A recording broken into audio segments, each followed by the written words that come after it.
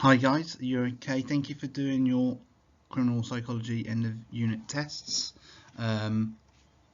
redos. I hope that's kind of helped a little bit.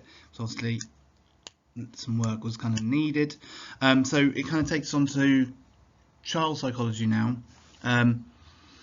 The bits in yellow at the top is what you've done and doing with Claire. So I'm on number 3, looking at perception with you guys. Today, quite straightforward. Really just looking at the kind of nature and nurture aspect of perception and kind of depth perception really.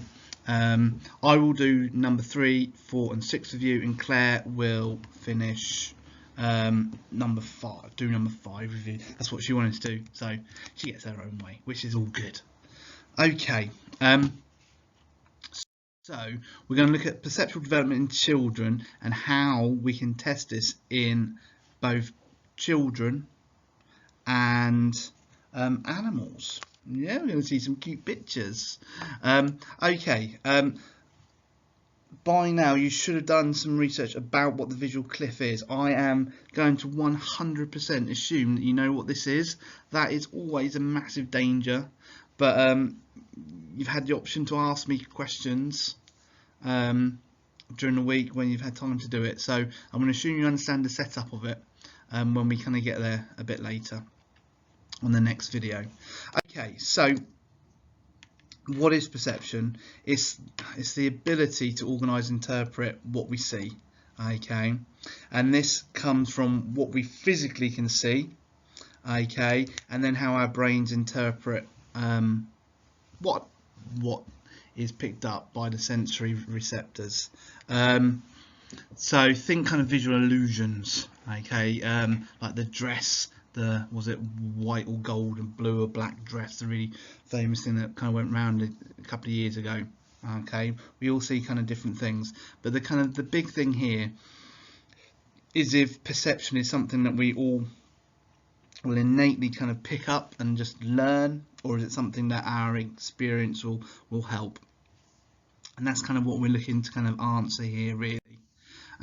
So really kind of simply speaking, the nativist view, the idea of our nature, okay, is that we're all born with some genetically determined abilities that may not be present immediately but will appear later, and that is kind of like linked to one of the key principles of the biological area, that there's kind of like a biological clock for something, like it will happen, okay, because everyone has it, so it must be an innate thing that's just expressed a bit later. Or you have the kind of nurture view, and the kind of the proper term for nurture kind of view is the constructivist views, and this is that it develops through learning and through everything that we kind of experience, because obviously you don't have any perception when you're born. You're pretty much, well, you're not blind, but you're very blurry, okay, but kind of as kind of everything always is, it's really going to be this kind of probably this combination of both, isn't it? That we have this massive predisposition to be able to perceive things, and if you it kind of links back to kind of evolutionary stuff really, about we need to survive. So for example, if you think about like babies, baby animals, like lots of wild animals, as soon as they're born they can just walk because they need to be able to run away from danger, while our babies are freaking useless, aren't they, for years really. Okay, they're so dependent. Oh my god, I'd do anything to have kids who could look after themselves, okay, let alone like, oh don't get me started. So it's this idea that it's going to be a combination of both. It's the nature part is going to be what's good for survival, and then nurture is really quickly learning how to do things, how to kind of perceive and kind of interpret what you are seeing. Okay, I just want to give you a bit of kind of just some extra kind of, not extra research, but kind of like some background stuff on something a bit different about faces, about how we develop faces, because how would a baby know what a face is? Okay, and it's a really kind of famous study by Robert Fantz in 1966 that kind of just showed kids pictures of black and white representations of human faces, a bit like the kind of picture on the left here, and they kind of found really quickly babies started looking at the image of a face longer than others. Like, isn't that bizarre? Okay, and then kind of he showed similar images, but like a bit like the one on the right. That's kind of like a face, but not quite right. And really young, so when they were really young, babies found kind of like there was no real preference. Kids like black and white. They can only see black and white to start with. But by 3 months old, the faces were being recognised and would be spent longer on. Okay, which kind of shows that you progress as a form of your environment, because obviously after 3 months all you've done is go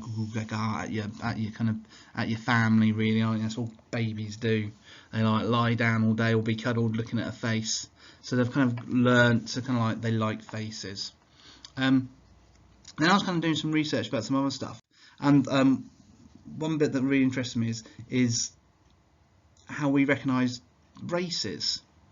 Okay, and it's been found basically between all ethnicities that you are far more likely to be able to recognise people from your own ethnicity, and this has been done with loads of research.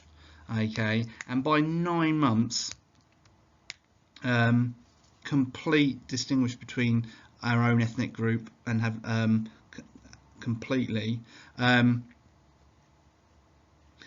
But this kind of starts at around 3 months, so that's really really interesting that by 3 months you've already kind of got a preference for what race you're more likely to kind of spend more time looking at. Obviously, this will be down to kind of some kind of experience, won't it? And what they kind of found is with kind of families who are kind of very much multi kind of ethnicity in their family, babies show no preference for what kind of face they look at, which kind of suggests how important kind of integration and kind of mixing with all different people is just so important. Okay, so again, it shows you that experience is important.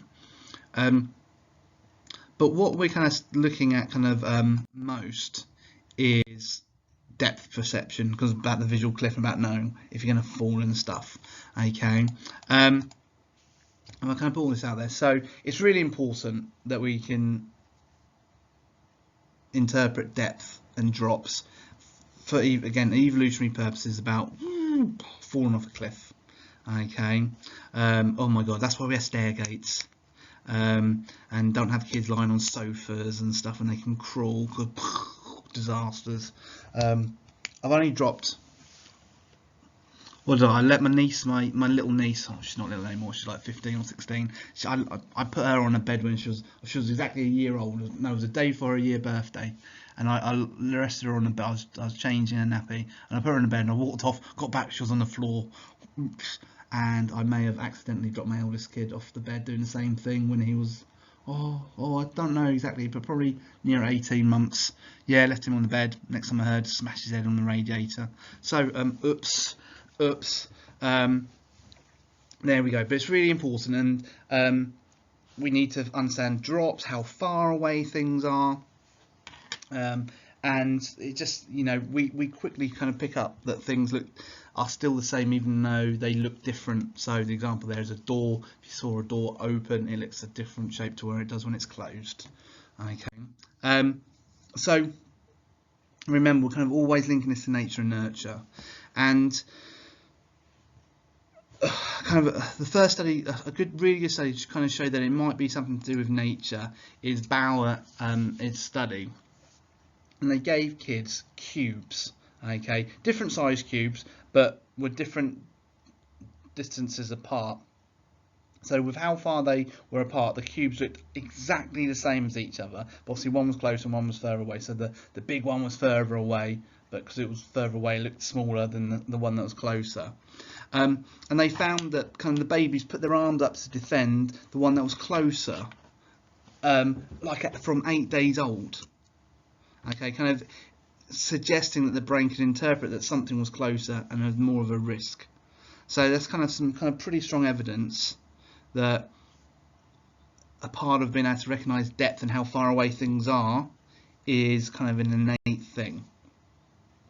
However, in contrast, a really famous study by Hudson in 1960 showed this kind of picture. You may have seen it before, okay? And they kind of showed this to South African kids and adults who had been to school and hadn't been to school, and they wanted to look at, asked who was the hunter pointing the spear at. Because I don't know. I think it's pretty obvious. The elephant's bloody miles away, isn't it? So clearly it's going to be the antelope that's on the same, like pretty close to it. But that's what I see. Everyone sees things differently, and they basically found that people who went to school thought the hunter was getting the antelope, but unschooled participants tended to choose the elephant. How? I'm struggling to understand, but that's what they found. Okay, which strongly implies that through experiences of seeing different things, being taught stuff, that it may be that you can learn kind of depth perception. Okay, so there are contrasting things here. Okay, and the last kind of little bit on the background theory is how the devil do we study all of this? Because studying kids is really difficult, so we can't ask them. Okay, we have to kind of infer, but also in animals, and the kind of key study really does look at animals as well. And we kind of have 5 different ways. We've got the preferential looking, so what face they're going to look at, a bit like the fans with the face and the not face. Okay, you've got something called habituation or dishabituation, and this is literally just looking at how long animals, babies look at new things for. Okay, because if they look at things for a long time, that means they're interested in them. If they don't look at them, they don't give a monkeys or even perceive it very well. Okay, and that will be down to what they've experienced. We can look at brain activity and electrical stimulation.